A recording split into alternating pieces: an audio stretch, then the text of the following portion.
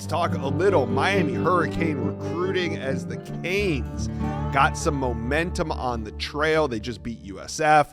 They are heading into another rivalry matchup against UF at home. Already beat Notre Dame at home. They beat USF at home. Now they got UF coming to town. How important is this game for recruiting if you're the Canes? Oh, it's big. I mean, you don't get much better of a home schedule to kind of kick off the first month of the season and getting Notre Dame, focal point, prime center night Yeah. game on your own. Obviously, you got a great USF who got upset Florida, upset Boise State. Now you have to deal with a 4.5 hour weather delay to beat USF over the weekend, so that was tough for some people and fans and recruits. Then you get Florida, if you're Miami, you want to just beat them while they're down. I mean, Florida's struggling right now, coming off the LSU loss, being upset by USF. Napier's back on the hot seat again. Everything's rolling right for Miami right now with Mario Cristobal, and you can't fall asleep this weekend. Florida's going to come in. I think they'll be ready to play. Look, Lagway has to bounce back from 5 interceptions, but Miami just wants to kind of keep building that momentum. They handled Notre Dame on the big stage. They really took it to USF, and people were talking about, could they compete, on that level? Not with Miami, at least not this past weekend. Miami wants to do the same thing. Florida show up on Saturday, Florida show up, take it to the Gators in front of these top recruits and kind of continue to show that, look, Miami's coming back. We're close to those 80s, 90s, early 2000s teams. The atmosphere is coming back. The fan base is here. The support is here. To me, that's the biggest thing about this weekend is showcase your atmosphere, because that's been the question in the past. Do the fans show up? Do they stay away from Hard Rock? They've been back this year. Keep that momentum going in front of these top recruits. Yeah, I think they're going to keep it going. We'll see, though. The Gators limping into Hard Rock Stadium. And Mario Cristobal, he likes to make a statement, so I'm sure he's going to have those guys ready to go. All right, last weekend there was an important quarterback on campus, Trent Seaborn. He's one of the top guys in that 27 cycle. Seems like this is Miami's guy right here. Do you see him trending towards the Canes? I think they made up a little ground and made a good impression. I mean, I still feel like even though – look, South Carolina, I felt like going into that trip to Miami was the team that was trending for Seaborn. Yeah. He was just there in Columbia the week before.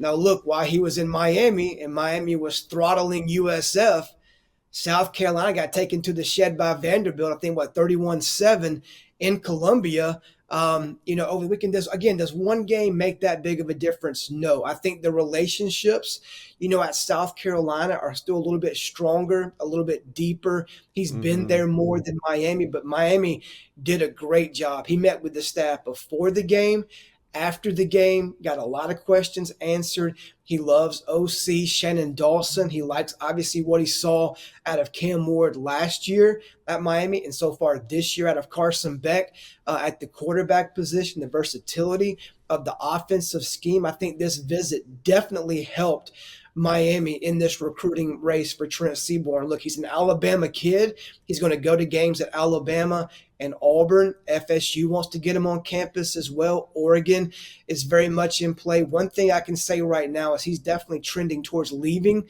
the state of Alabama, and Miami is one of those top schools on his list. Yeah, and we'll see what happens this weekend, see if another quarterback in the 27 cycle pops up at Miami this weekend. It could be a good indication of who's on their board. Now, speaking of this weekend, little look ahead to that Florida Gator matchup, and we'll be talking about this visit list all week long as players are going to be confirming. But is this one of these games where you're going to just try to load up on local prospects? Yeah, I mean, I don't think Mario Cristobal and that staff would admit it, but I think they're going to beg guys to come to this game. I mean, look, it's huge, man. It's an in-state matchup. You're rolling right now on the field. You are clearly one of the top programs, top teams in the country here in 2025. You got a great recruiting class coming together. You want to put that cherry on top with a couple flip targets. So I think Miami's going to do all they can to make those phone calls, to shoot those text messages, get on FaceTime, whatever it takes to get those top guys on campus. They're going to work to get Derek Cooper there, Yeah. Calvin Russell there. They're going to work to get those guys in top 27s and 28s in their own backyard. I'm already hearing about, some of their top 27s out of the state confirmed on going to be there. I mean, elite running back Tyson Robinson from Mississippi going down to Coral Gables. He's an elite, electric playmaker at running back. Two elite tight ends I've seen in recent weeks on the road. Jackson Dollar is an elite athlete, has basketball offers, football offers from North Carolina. He's been on the road everywhere from Tennessee, LSU. He'll be at Miami this weekend. Malik Howard taking his first visit to Miami. He lives right outside of Knoxville, Tennessee. He was at UT for the Georgia game.